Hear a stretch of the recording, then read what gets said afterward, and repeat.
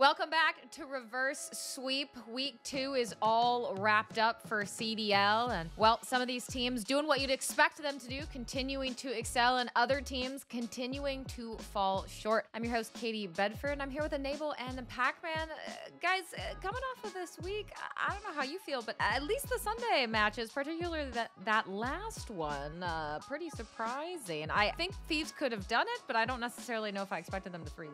Hey, they look really good. They look really good. Yeah. They beat OpTic in all 3 respawns. What more could you ask? I mean, that's fair. That's fair. And we just gotta talk about it. That boy Kenny is different. Kenny is one of the best players in the game, like top 3 to 5. I can't name. Yeah.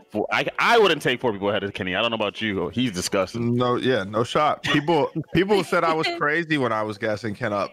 But he could just do it all. I wasn't surprised either, by the way, that they won. I wasn't. I think just the way that they've been looking, we've been talking about how LAT has been improving, and OpTic's been in a little bit of a weird spot. So I wasn't surprised. Yeah.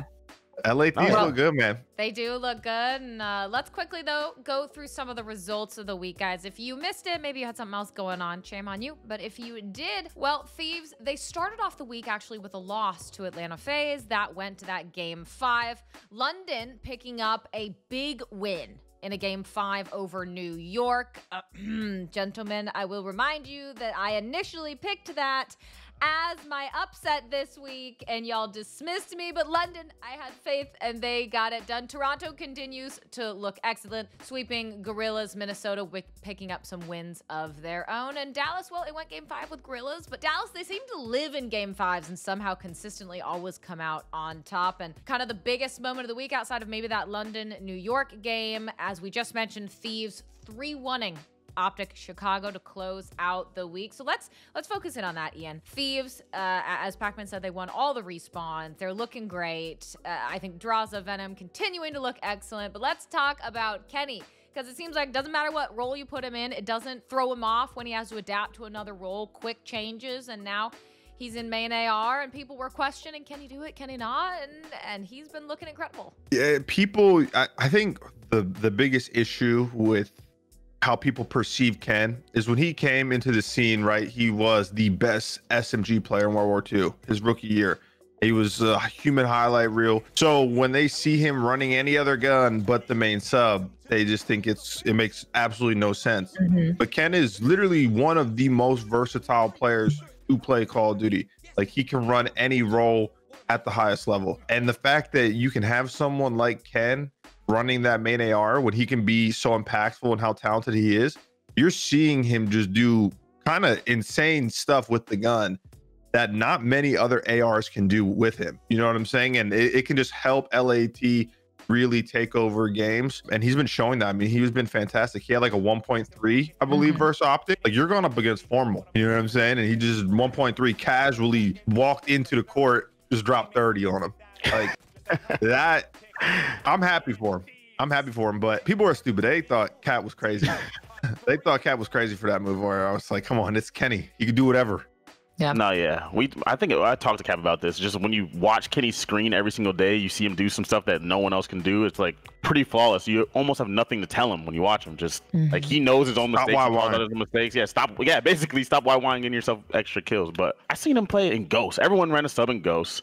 In Advanced Warfare, he was their team's main AR. And then what happened was that the age restriction came in. Because remember, on that team, it was Spacey and Envoy ran the sub. Yeah. Right. The age restriction came in, and then there was that gap. And then, like Ian said, World War II happened, and he was different with the sub. But then right after that, in the very next title, he was one of the better Maddoxes in the league. He went straight to an AR. And then Modern Warfare came, and everyone and their moms ran a sub. So that's just different. That's just the game. There's 4 MP5s on the map for most of the year. So I think that people just blew it out of proportion. And now Kenny's showing you that it doesn't matter what he runs. So how often do you see someone like that with Kenny's versatility to be one of the best in any role you throw him in? It's not often. I don't think there's that many players like that. Even players that dominate and excel in their role, which is really all you need to do. They couldn't do it both ways. I don't even know. I guess if you took Formal is one of the best ARs of all time. In those times where those short periods of time where he had to run a sub, it just wasn't the same, right? It just, I don't know, Scump, best sub of all time. When he has to run, I don't even remember if he's ever even had to run an AR, but it's not gonna be the same. It's a short list of people. Yeah, short, exactly. It's an extremely short list, so it's just different. Like, there's no other way to say it. Different. It's different. He just understands how to impact the game at a high level in both roles. Understands what both players need to do, and he can just do it better than everyone else. Well, and it certainly seems like Thieves continuing to improve off of what we saw at the major, looking strong in the group, despite a loss to FaZe to start off the week. It was a very close series, so certainly something they could have taken off their hands. But let's talk a little bit about OpTic. That was the team that just lost to Thieves at the end of the week. And, well, yeah, you 6-3'd them on the S&D, but you're falling short in the respawns. You can't be losing all of your respawns. What's going on with OpTic, John? I mean, they struggle against some of those top teams. And I feel like I'm at the point with them this year that I kind of was last year of like, yeah, you're good, but I just feel like it's going to be same old with OpTic. You're always going to be good, but you're not gonna be great. Yeah, they're starting to look like the team that doesn't have like the next gear, which is kind of weird to say about that team with those players, but it kind of looks like they get stuck by teams that are plateauing, that are playing on a really high level. They just seem to get outplayed by them slightly in little spots. Like the control against 100 Thieves, or against LA Thieves, excuse me, was really close. It was really close down the wire. The first hard point was really close. A couple breaks here and there, and they could have won that. It's just, I don't know what's stopping this OpTic team from hitting that form. Like, I feel like we have seen it, but it hasn't been consistent. It's always been in these little spurts where like, oh damn, they're disgusting, and then they go through the thing where they're good at the respawns, they're not good at search. Now they're winning the search against the top team, and they're losing all the respawns. It's like, can they put it together? And honestly, I don't know. I feel like they're like a top 6 team, which isn't bad. They can go out there and beat anyone, but it doesn't feel like they're ever gonna hit that point where they're the best team in the game. Talking, John, you about to get roasted about OpTic fans. No, I mean, they looked really good in S&D, like you said, but I think their number one problem has been an issue historically for OpTic. They are so good in the beginning of these games just because they always have some of the most talented players on their team. And then once you kind of hit that midway point, teams start figuring out the game. They start, just figuring out the best way to play it. OpTic doesn't. Or I don't want to say they don't, but they're not as disciplined as these other teams. I saw a stat that in their last 14 respawn games against the top 7 CDL teams, they're 3-11. Chicago OpTic should never be a thing for a team as talented as them. Like, it just shouldn't. And like John said, they should have beat LAT in the control. They should have beat them. They made so many bad plays. And it's not like something, they just need to figure it out, like they need to learn it. They just need to actually think like, oh shit, I need to be disciplined here, take this long route.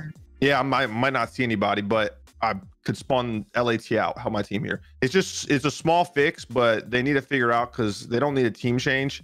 But if they don't start playing the way they need to play, they're just gonna kind of stay in this top 6 range, like John said. And they're a team that should be contending for championships every year or every event. They're not really a team changey type of they're not. Yeah, never.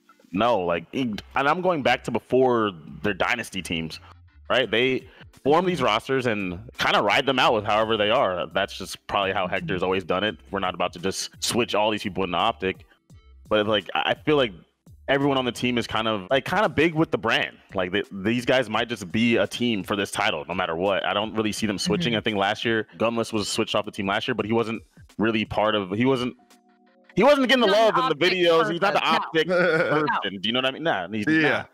Right? So they switched out the one person, but historically they don't really do that. They stick, and it could be because their teams are usually really good too.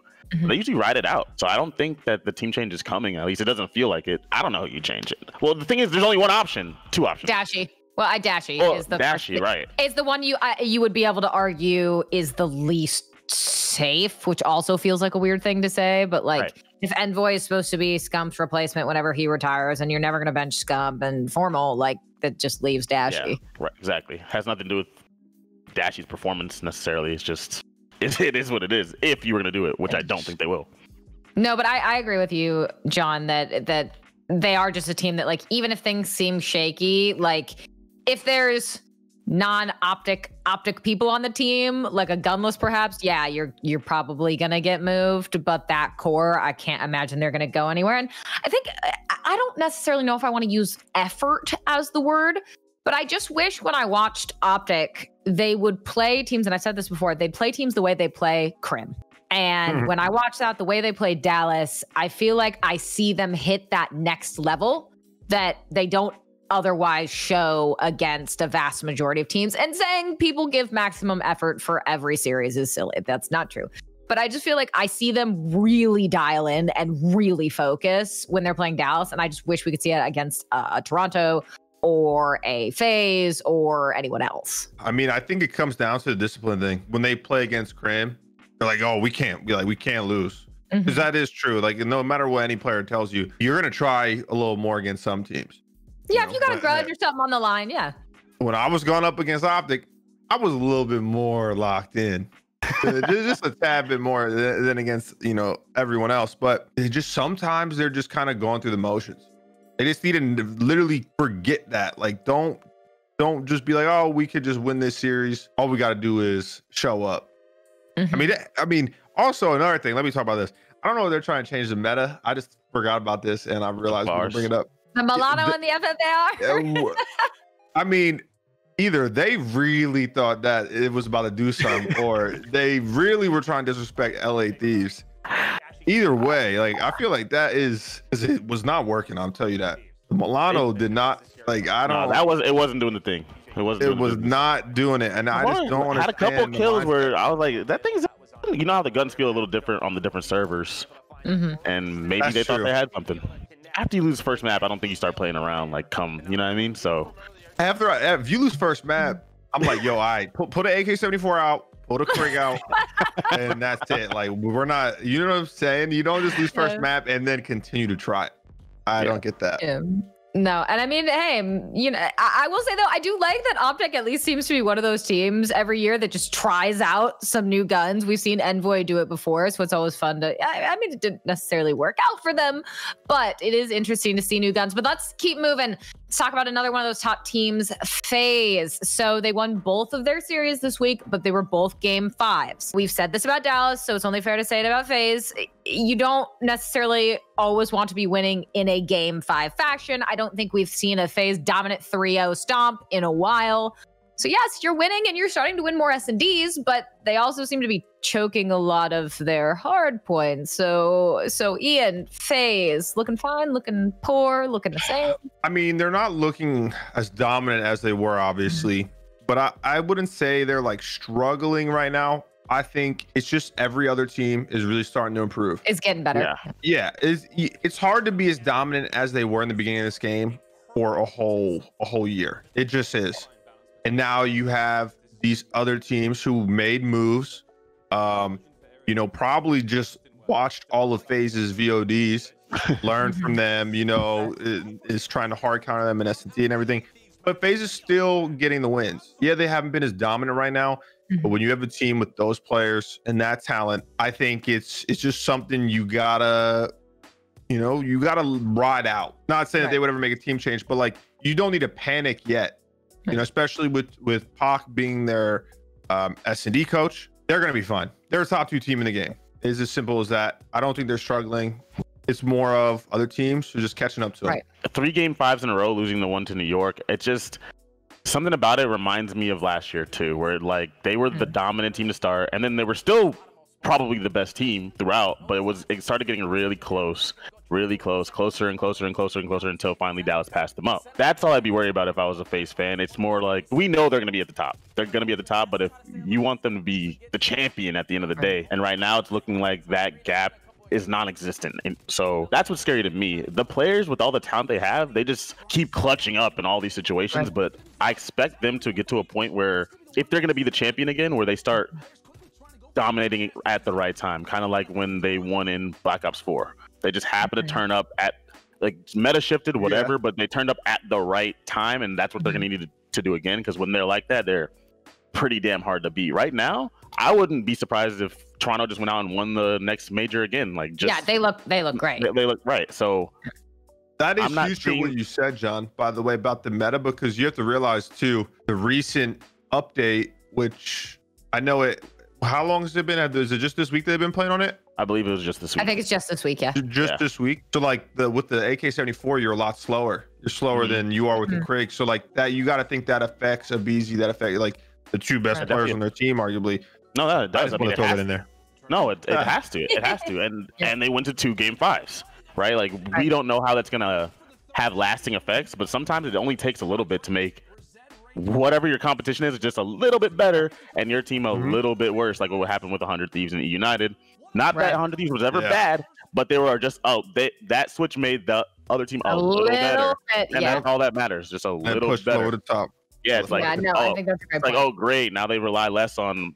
No offense, as they won. No, they rely less on Preston and Clay because of the Maddox, and they're relying on BZ and Simp. That's definitely a better 2 to rely on, and it helped the team, and they won. So who knows? No, I think that's a great point. And on top of that too, I think it's something where you also look at FaZe and you can just tell, like a lot of the times, like when they lost to subliners, you look at that and you go, it feels like you kind of lost to yourself because there were so many moments similar to like an OpTic per se of like there was a lot of mistakes they made that are perfectly fixable and solvable mistakes that they just need to tighten up on. Like it never should have gone to a game 5 round 11, stun or flash aside, whatever.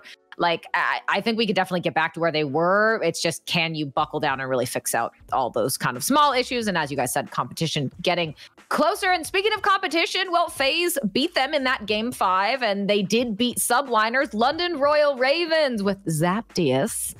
Pacman, they look competitive. They look better. Competing. They're competing. You can't take away from subliners. They beat subliners. Where's their game ceiling 5 with FaZe? I mean, those are 2 different questions, but I feel like the competition level is still up there. I still don't feel like they're going to get into position for the top 8 race, but I do like that the change looked like it was a good change, but this also happened before, so I try not to overreact too much based off the short term, because when they first made that change for Zed, they started competing the same way. They put together a couple wins, and then it just went away. Plateaued again, right? Yes, exactly. So I'm gonna give it a little bit of time, but right now, Zap just played really well. He surprised me. So props to him for going out there and playing really well and battling, and we'll see. But that top 8 battle is just really tough. Yeah, I don't think ceiling's still not high. I think this was kind of a trap game for NYSL. I think they were hyped, beating FaZe, with Hydra in the lineup. And it goes back to kind of what we said. No matter what they tell you, because you want to win every series, but you treat different teams different, obviously. NYSL was definitely going a little bit harder versus FaZe, and they probably thought they had a little bit freer of a series going up against London Royal Ravens. That's fair. And it bit them in the ass. They play that series 100 times. NYSL's winning it 95 times.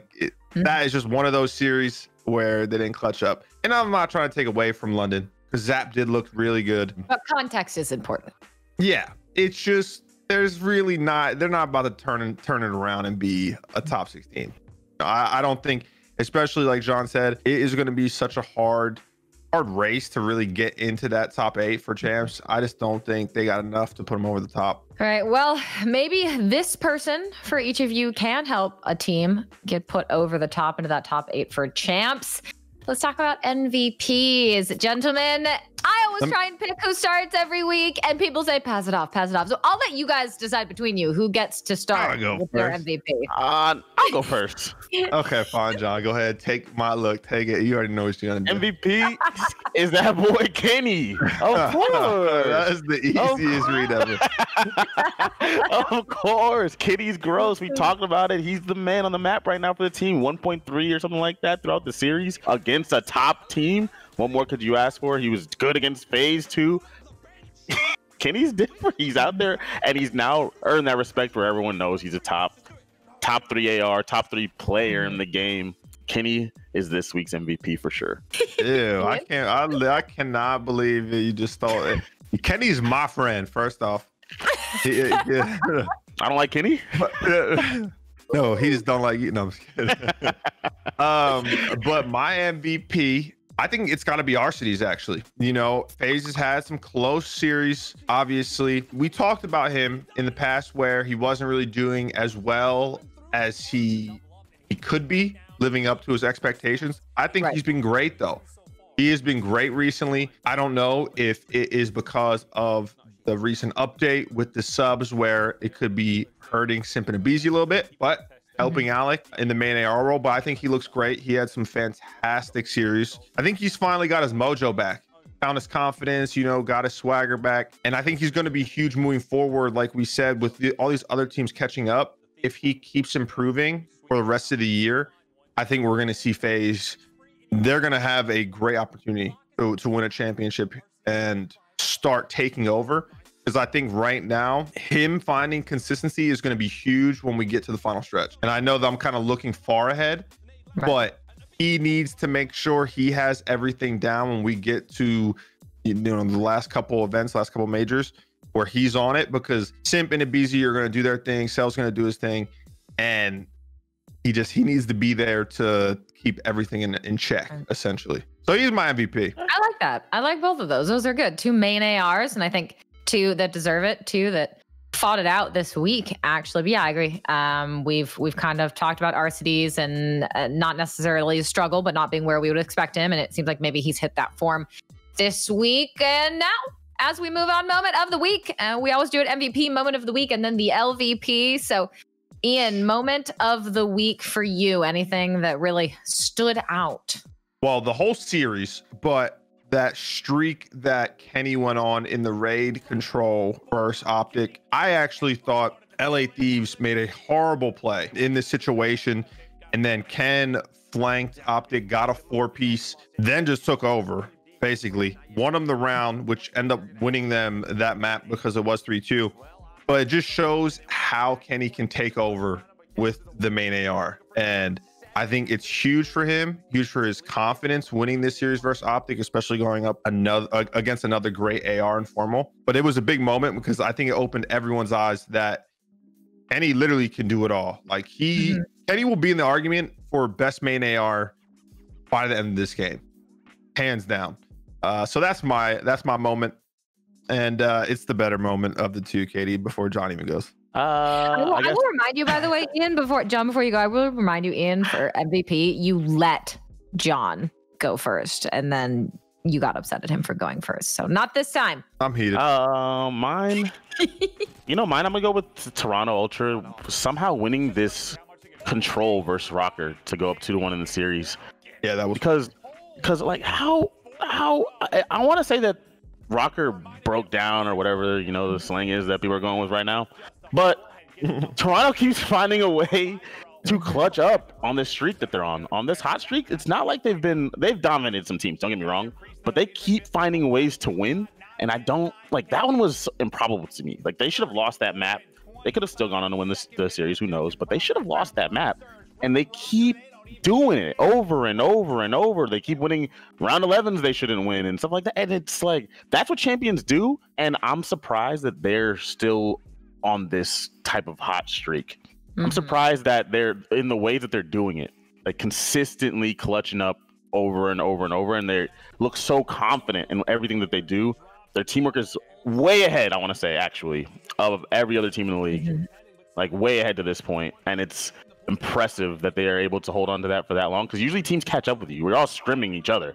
Usually they figure out what you're doing, and the teamwork gap at least closes, like what happens with OpTic and stuff like that. That gap closes. But Toronto seems to have held on to that lead for longer than I expected.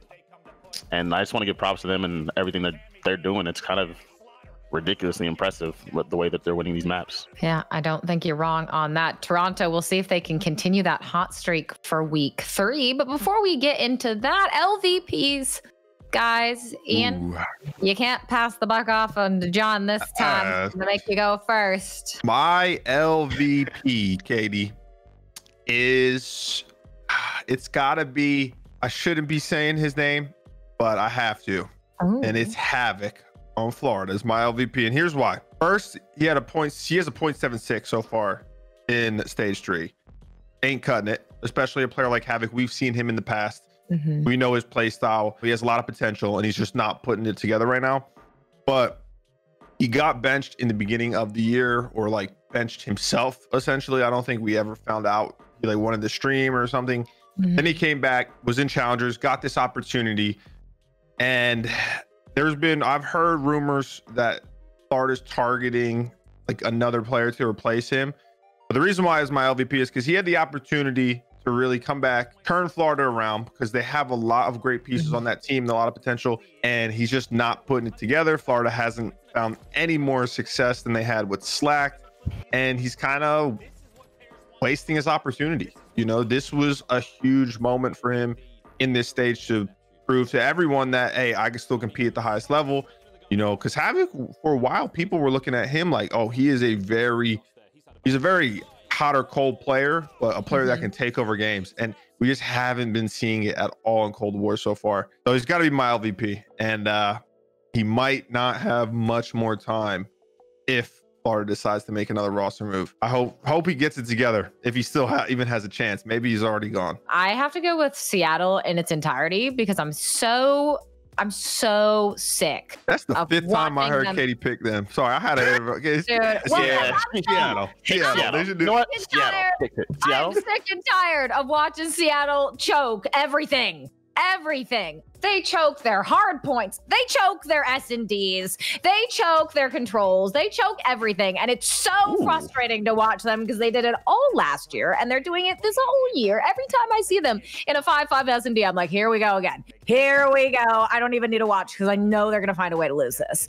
And maybe Gunless ties into that a little bit, but it's just frustrating to watch because you have the pieces. Just figure it out. Like, there's no excuse for consistently just not clutching up like ever. Not harsh, it's just facts. No, last year though, Ian and the boys were garbage. It wasn't even yeah, we were.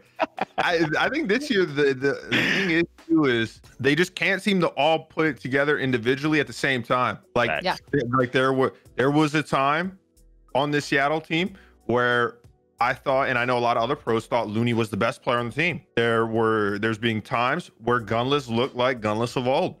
There was times where Pristini was putting on. And then as of late, Sam looks like he's been playing really well. But it's like whenever one of them gets back in form, two others just kind of fall off the wagon again. So they have all the tools, like you said. Obviously, there's been team change and everything, whatever. But they just need to put it together. That's why they need someone like, you know what I'm saying? That's why I was always great. They need the glue guy. Let me just give me the mic real quick. That's why I was always great on a team, because I was the glue. I got everybody going at the same time. You know what I'm saying? Keeping the ball rolling. You know what I'm saying, John? I can't hate on it because it's actually kind of true. It's true and it's important. You're that person who keeps everyone kind of with the communication, guy that's willing to do the I'm off the rocker today. That nobody wants to do. And that's why everyone else can have fun. You know what I'm saying? Everyone else can have fun. I'm out there playing my hands in the mud. But whatever. Give him that 14-day. Try him out. We'll see. We'll see. We'll see what happens in week 3 as well. That's going to be it for us and the reverse sweep review show of everything that happened week 2. Let us know what you think in the comments. Stay tuned for everything that happens after week 3.